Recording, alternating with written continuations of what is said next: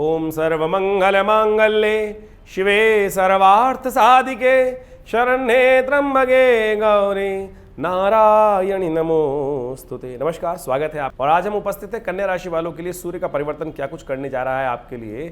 30 दिन के लिए सूर्य का परिवर्तन हो रहा है और वो हो रहा है कर्क राशि में।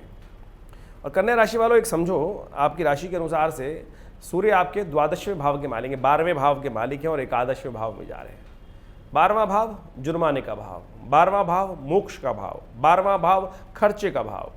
कहाँ जा रहे हैं? वहाँ का स्वामी लाभ में है, यानी जो विशेष तौर पर 11वें भाव में जा रहे हैं, लाभ में जा रहे हैं। और वो क्या प्रभाव उत्पन्न करेंगे उसके बारे में आपको समझ लेना चाहिए। उससे पहले ये समझ लें कब जा रहे हैं। 16 जुलाई को जा रहे हैं, ये परिवर्तन होने जा रहा है कर्क राशि में।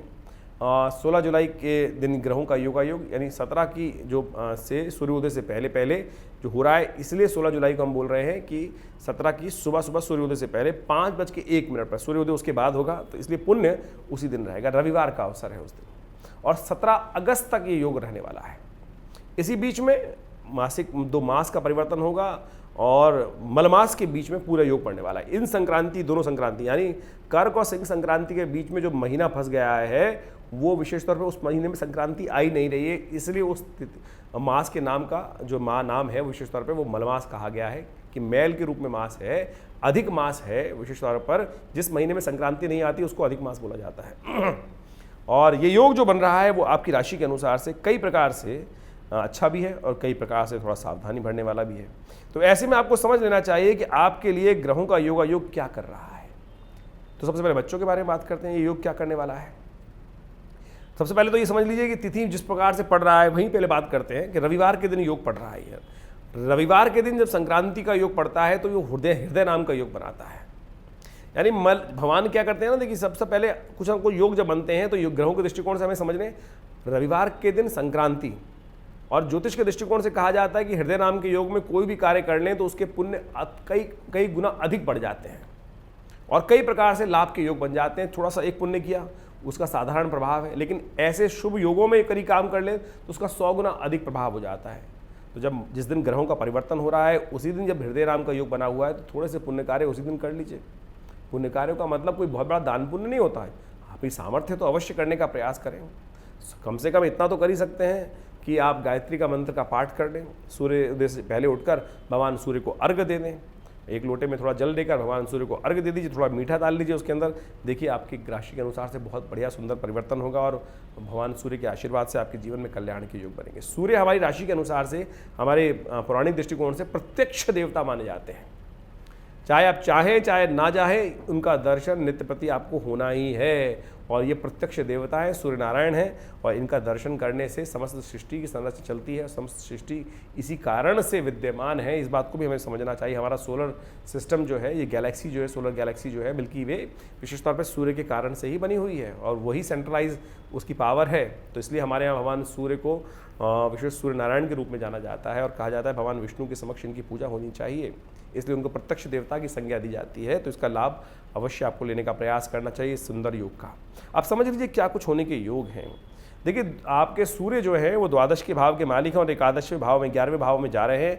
तो शिक्षा के दृष्टिकोण से जो लोग कार्य कर रहे हैं, जो लोग पढ़ रहे हैं या शिक्षा के क्षेत्र में हैं, उनके लिए तो ये समय बहुत अच्छा दिखाई देता है। लाभ के योग दिखाई देते हैं, यानी जो बच्चे पढ़ रहे हैं उनके लिए अच्छी इंप्रूवमेंट के योग, उस राशि वालों के लिए, कन्या राशि वालों के लिए जो बच्चे हैं उनके बहुत अच्छे योग, उन्नति के योग दिखाई देते हैं। जो लोग प्रोफेशनल कार्य कर रहे हैं, चाहे कलाकार हैं या दार्शनिक हैं, फिलोसफर्स हैं, और उनके लिए भी विशेष तौर पर आगे बढ़ने के, उनकी यानी लाभ प्राप्ति के योग दिखाई देते हैं। लोग थोड़े महत्वाकांक्षी अधिक हो सकते हैं, लेकिन उनको उनके अनुसार से बहुत अच्छे से आगे बढ़ने के अवसर प्राप्त होने के योग दिखाई देते हैं। दार्शनिक स्थिति में नई चीज़ें प्राप्त होने के योग दिखाई देते हैं बहुत सुंदर तरीके से। बहुत अच्छे से उनका एक जो दायरा है, प्रोफेशनल जो दायरा है, लोगों से संपर्क का दायरा है, वो भी बढ़ने के योग दिखाई देते हैं। और बहुत सारे ऐश्वर्य के प्रसाधन उनके जीवन में प्राप्त करने के योग दिखाई देते हैं। बहुत सारे अच्छे सी जो उनकी चीज़ें हैं वो कुछ ग्रैब करने का उनको प्रयास करना चाहिए। यानी बहुत सारे अच्छी अच्छी अपॉर्चुनिटीज़ आपके जीवन में इस महीने में आने के योग बनेंगे। तो कोशिश करें थोड़ा भगवान का नाम ज़्यादा ले लीजिए। देखिए बहुत सुंदर तरीके से सिस्टम आपके लिए पॉजिटिव दिखाई देता है। लेकिन एक बात ध्यान रखनी पड़ेगी, प्रोफेशनल लाइफ तो इम्प्रूवमेंट की तरफ जा रही है, लेकिन पर्सनल लाइफ, पिताजी के साथ, भाइयों के साथ थोड़ी सी बेकार बातों से अनबन होने के योग दिखाई देते हैं, वो आपके लिए मन को अशांत करने की स्थिति बना सकती है। तो इस बात का आपको विशेष तौर पर ध्यान रखना चाहिए। आपके जीवन साथी के साथ थोड़ी सी कुछ ना कुछ कष्ट होने के योग दिखाई देते हैं, तो ऐसे में विशेष तौर पर कन्या राशि वालों को इस बात का भी ध्यान रखना चाहिए कि जीवन साथी के स्वास्थ्य के मामले में ध्यान रखें। उनके साथ विशेष तौर पे उनकी चिंता आपको थोड़ी ज़्यादा रह सकती है ऐसे समय में।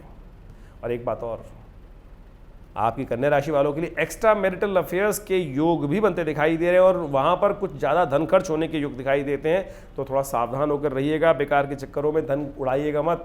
यहाँ पर आपके लिए कुछ समस्याएं उत्पन्न करने की स्थिति ग्रह दिखा रहा है। प्रेम प्रसंगों में, एक्स्ट्रा मैरिटल अफेयर्स में जिन कई सारे लोग नहीं होते हैं, अब इस कन्या राशि वालों को सारी मत समझ लीजिएगा। बहुत सारे लोग फिर हमको उल्टा सीधा कहना शुरू कर देंगे आप कन्या राशि सबको नहीं भैया, जिनके हैं। अब वो किनके हैं, उनके राशि के अनुसार से हर व्यक्ति की जातक, सारी कन्या राशि वालों के नहीं बोल रहे हैं।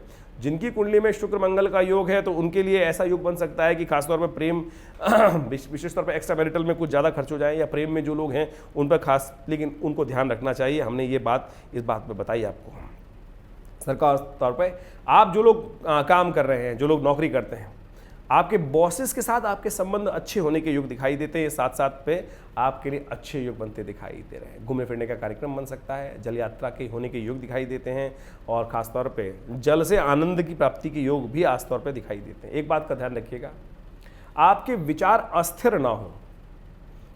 कन्या राशि वालों की देखिए, कन्या दुस्वाभाविक राशि है और ऐसे में दुस्वाभाविकता से विचार थोड़े से फ्लो ऊपर नीचे होने के योग, अस्थिरता आ सकती है।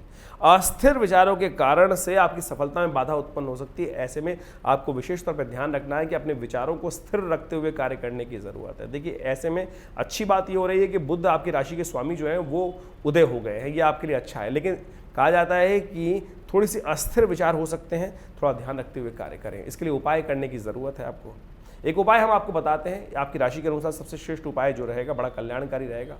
भगवान शिव पर आप एक काम करें, देखिए मलमास ये जो आ रहा है सावन के महीने में आ रहा है, और ये जो पूरा जो आपका योग है 16 जुलाई से लेकर 17 अगस्त के बीच में पूरा मलमास विद्यमान रहेगा।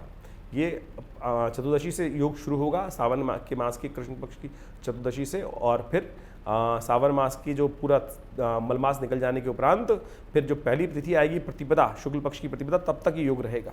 तो ऐसे में जितना हो सके आप भगवान का, शंकर का नित्य प्रति उन पर बिल्वपत्र अर्पित कर दिया करें। आपकी राशि के अनुसार से बड़ा श्रेष्ठ उपाय है बिल्वपत्र अर्पित करना, क्योंकि कन्या का संबंध हरे से होता है और बिल्वपत्र स्वामी है, और ये आपके मन को भी स्थिर करेगा। कहा जाता है त्रिदुलम त्रिगुणाकारम त्रिनेत्रम च त्रिधायुधम त्रिजन्म पाप संहारम बिल्वपत्रम शिवार्पणम। थोड़ा सा एक काम करें, भंग के रस में या इच्छू रस या गन्ने के रस में से भगवान का अभिषेक करें, फिर शुद्ध जल से भगवान का अभिषेक करें नमः शिवाय का जप करते हुए, फिर बिल्वपत्र भगवान को अर्पित करें। ये यदि उपाय करेंगे तो बहुत सुंदर तरीके से देखिएगा। देखिए मलमास आ रहा है इस महीने, पूरे महीने में मलमास श्रावण में पड़ रहा है, और सावन में मलमास पड़ने के कारण से क्या है कि भगवान शंकर के पास समस्त संसार का आधिपत्य होता है। भगवान विष्णु शेषशय्या में विश्राम पे चले जाते हैं आषाढ़ मास की एकादशी के दिन से, और कार्तिक तक विश्राम में रहते हैं। ऐसे में मलमास जो आ रहा है सावन में आ रहा है, तो भोलेनाथ को बहुत सुंदर तरीके को, बहुत छोटे पत्रम पुष्पम फलम तोयम, यानी इतनी छोटी छोटी जल मात्र से भगवान को प्रसन्न कर सकते हैं। तो आज समझ लीजिए सूत्र क्या है। तो आप कोई उल्टे सीधे चक्कर में ना फंसे, सीधी तरीके से ये उपाय करें। देखिए कल्याणकारी योग बनेंगे आपके लिए समस्त कष्टों को दूर करने के लिए। और इसी चीज़ को समझते हुए हमने अपने विवेकानंद योगाश्रम में पूरे मलमास में, पुरुषोत्तम मास में सुंदर रुद्राभिषेक का कार्यक्रम रखा है। हर रोज़ ये कार्यक्रम रहेगा, और जितने मंगलवार पड़ेंगे उन इस मलमास में हमने उसमें सुंदर कांड के साथ साथ रुद्राभिषेक भी रखा है। तो आप भी इन सुंदर कार्यक्रमों में सम्मिलित हो सकते हैं, अपने योगदान को समर्पित कर सकते हैं। और आपके यदि आ नहीं पा रहे हैं तो योगदान को आप समर्पित करके अपने नाम से हमारे पूजा पंडित जी कराकर आपको उसका प्रसाद इत्यादि भेजेंगे, और देखिएगा आपके जीवन में कल्याण के योग बनेंगे। ये सुंदर शास्त्रोक्त व्यवस्था हमने विवेकानंद योगाश्रम की तरफ से करी है, और जो लोग यहाँ आकर स्वयं करना चाहते हैं उस सामूहिक कार्यक्रम में, उसका कोई शुल्क नहीं है, और आप उसमें सम्मिलित हो सकते हैं। आपकी मनोकामना सिद्ध हो, भगवान ईश्वर आपका कल्याण करें। धन्यवाद।